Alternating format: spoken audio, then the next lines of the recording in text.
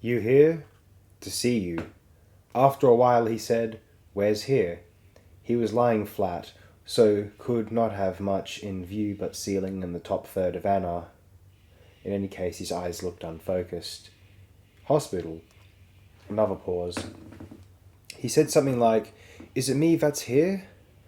The words were slurred. He added clearly enough, It's not you. You look all right. I am. You're here.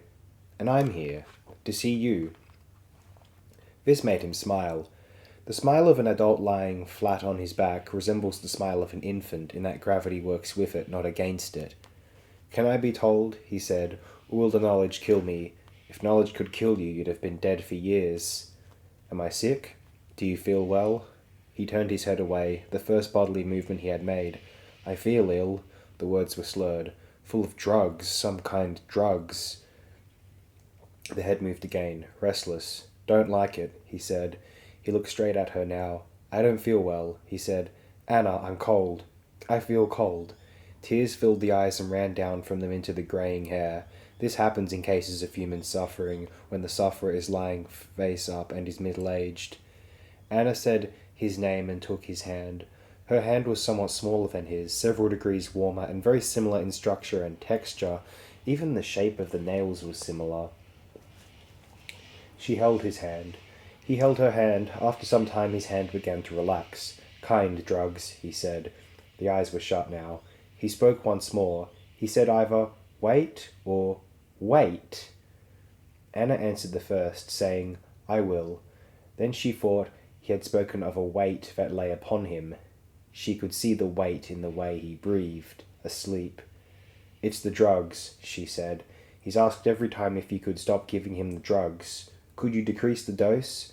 The doctor said, chemotherapy, and other words, some of which were the names of drugs, ending in zil and ein. He says that he can't sleep, but he can't wake up either. I think he needs to sleep, and to wake up.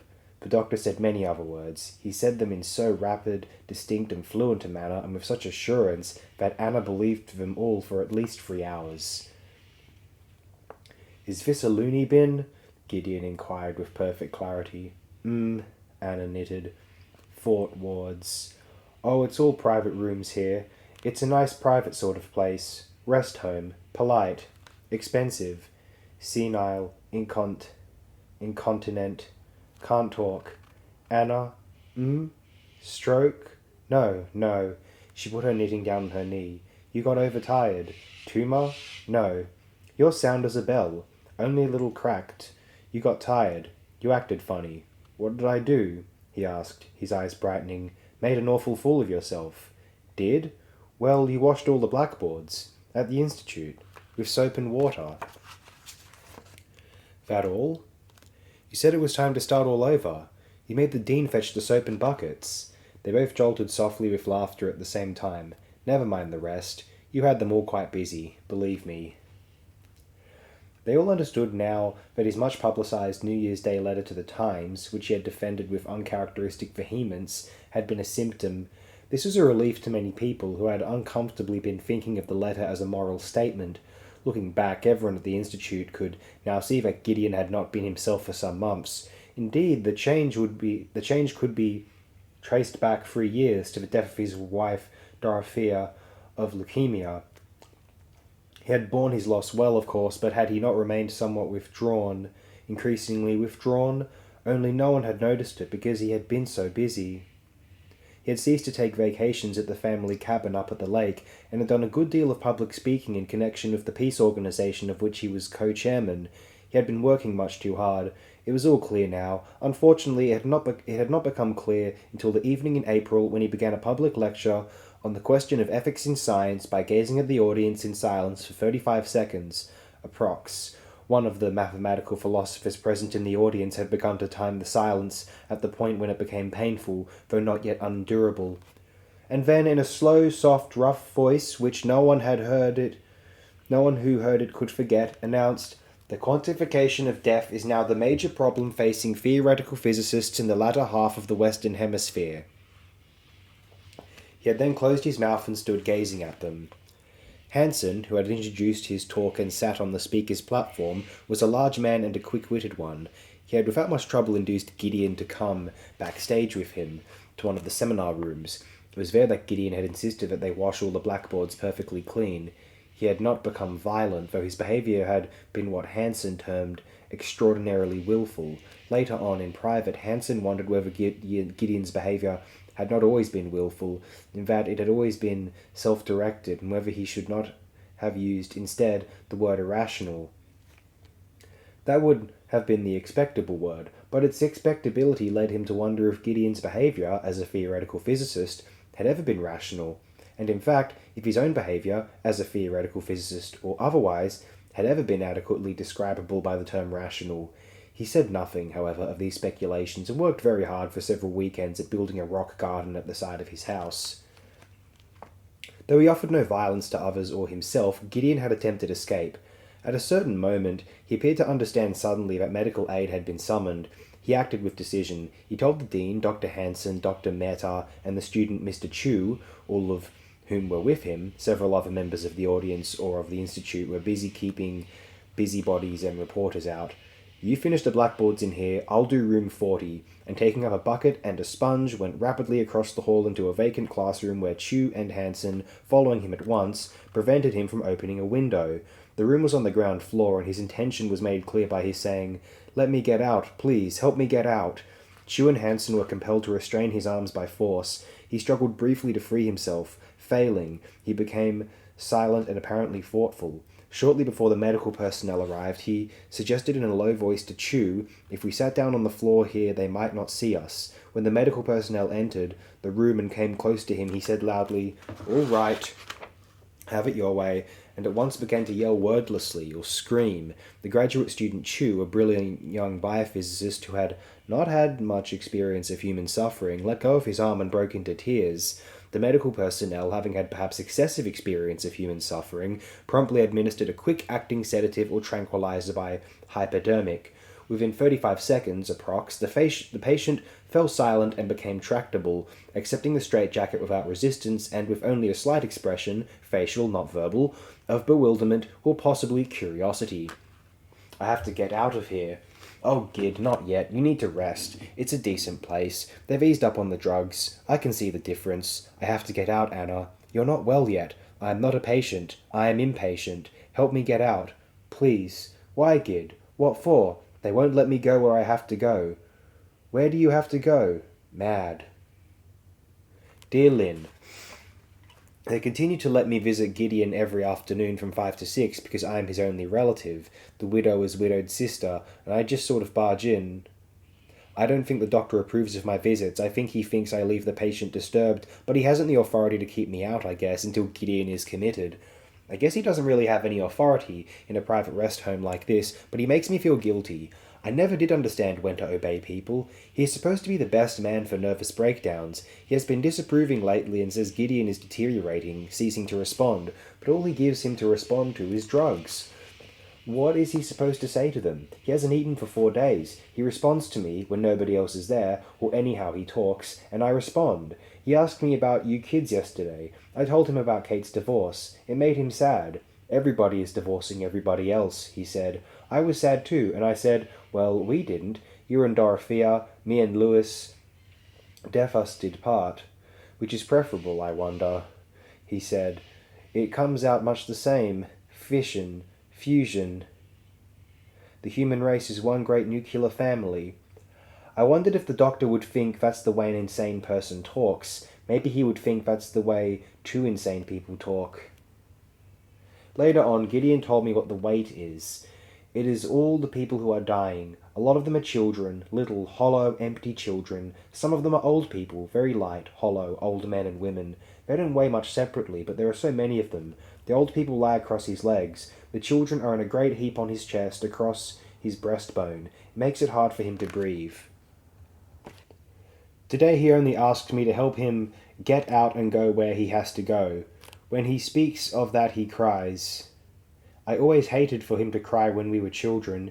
It made me cry too, even when I was 13 or 14. He He only cried for real griefs. The doctor says that what he has is an acute depression and it should be cured with chemicals. But Gideon is not depressed. I think what he has is grief. Why can't he be allowed to grieve? Would it destroy the rest of us, his grief? It's the people who don't grieve who are destroying us, it seems to me. Here's your clothes. You'll have to get up and get dressed, Gideon, if you want to come away with me. I didn't get permission. I just can't get through to that doctor. He wants to cure you. If you want to go, you'll have to get up and walk. Shall I take up my bed? Don't be silly. Bible. For God's sake, don't go religious now. If you do, I'll bring you right back here. Hurry up. Here's your pants. Please get off me for a minute, he said to the dying children and old men and women.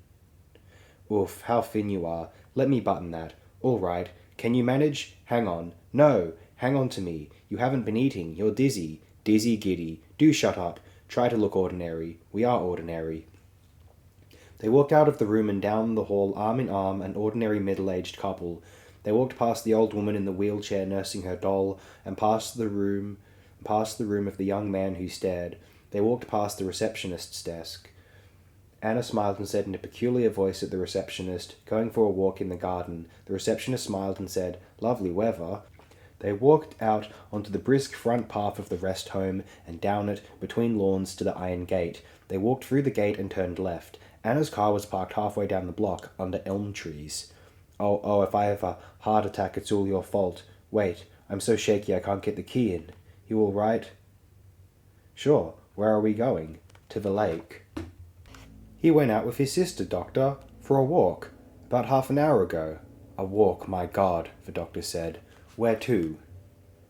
I am Anna, I am Gideon, I am Gideana, I am sister's brother, brother's sister. I am Gideon who am dying, but it is your death I die, not mine. I am Anna who am not mad, but I am your brother who is mad. Take my hand, brother, from the dark. Reich mir das Hand, mein Leben, komm in mein Schloss mit mir. Oh, but that castle I do not want to enter, brother mine. That is the castle I do not want to enter. It has a dark tower. Who do you think I am? Child Roland? A Roland to your Oliver? No, look, we know this place. This is the old place where we were children. Let's dance here, on the lake shore, by the water. You be the tower, I will be the lake. You will dance in me reflected. I will be full of you, of the wave-broken shimmering stones. Lie lightly on me, tower, brother. See, if you lie lightly, we are one. But we have always been one, sister, brother. We have always danced alone. I am Gideon who dances in your soul, and I am dying. I can't dance any longer. I am borne down, borne down, borne down. I cannot lie, I cannot dance. All the reflections are dissolved. I cannot dance. I cannot breathe. They lie on me. They lie on me. How can the starving be so heavy, Anna?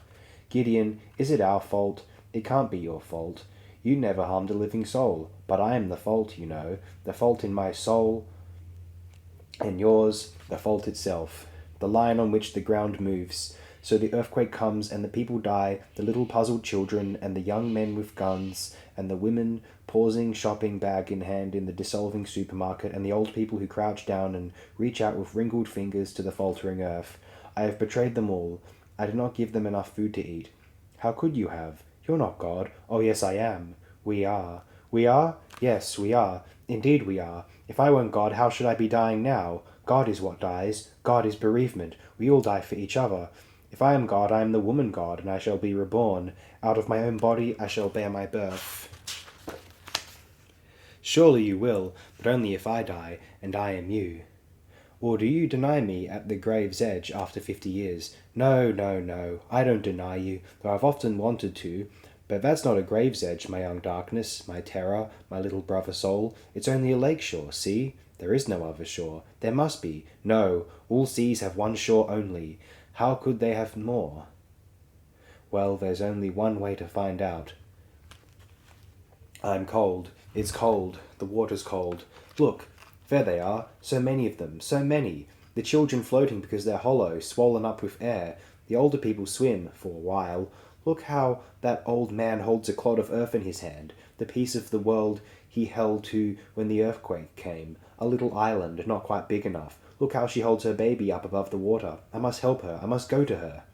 If I touch one, they will take hold of me. They will clutch me with the grip of the drowning and drag me down with them. I'm not that good a swimmer. If I touch them, I'll drown. Look there. I know that face. Isn't that Hanson? He's holding onto a rock, poor soul. A plank would serve him better. There's Kate. There's Kate's ex-husband. And there's Lynn. Lynn's a good swimmer. Always was. I'm not worried about Lynn. But Kate's in trouble. She needs me. Kate! Don't wear yourself out, honey. Don't kick so hard. The water's very wide. Save your strength. Swim slowly, sweetheart. Kate, my child. There's young Chew. And look there. There's the doctor in right over his head. And the receptionist.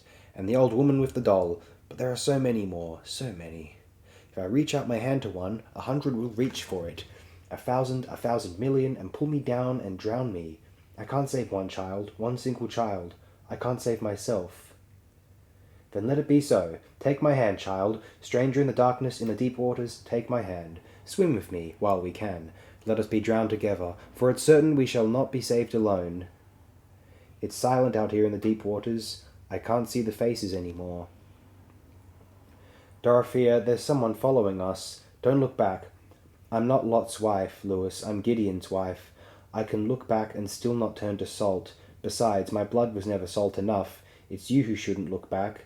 Do you take me for Orpheus? I was a good pianist, but not that good. But I admit, it scares me to look back. I don't really want to. I just did. There's two of them, a woman and a man. I was afraid of that. Do you think it's them? Who else would follow us? Yes, it's them, our husband and our wife. Go back, go back. This is no place for you. This is the place for everyone, Dorothea. Yes, but not yet. Not yet. Oh, Gideon, go back. He doesn't hear me. I can't speak clearly anymore. Lewis, you call to them. Go back. Don't follow us. They can't hear us, Dorothea. Look how they come, as if the sand were water.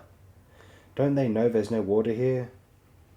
I don't know what they know, Lewis. I have forgotten. Gideon, oh Gideon, take my hand. Anna, take my hand. Can they hear us? Can they touch us? I don't know.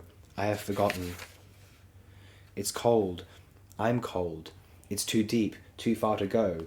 I have reached out my hand, and reached out my hand into the darkness, but I couldn't tell what good it did. If I held up some child for a while, or if some shadow hand reached back to me, I don't know. I can't tell the way. Back on the dry land they were right. They told me not to grieve. They told me not to look. They told me to forget. They told me eat my lunch and take my pills that end in zil and een. And they were right. They told me to be quiet, not to shout, not to cry out aloud. Be quiet now, be good. And they were right. What's the good in shouting? What's the good in shouting, help me, help, I'm drowning, when all the rest of them are drowning too? I heard them crying, help me, please, but now I hear nothing. I hear the sound of the deep waters only. Oh, take my hand, my love. I'm cold, cold, cold. The water is wide, I cannot get over, and neither have I wings to fly. Give me a boat that will carry two, and both shall row, my love and I. There is another shore. Look at the light of morning on the rocks, the light on the shores of morning. I am light. The weight's gone. I am light. But it is the same shore, Gideana. Then we have come home. We rode all night in darkness, in the cold, and we came home. The home where we have never been before, the home we never left. Take my hand and step ashore with me, my sister life, my brother death. Look, it is the beginning place. Here we begin, here by the flood that parts us.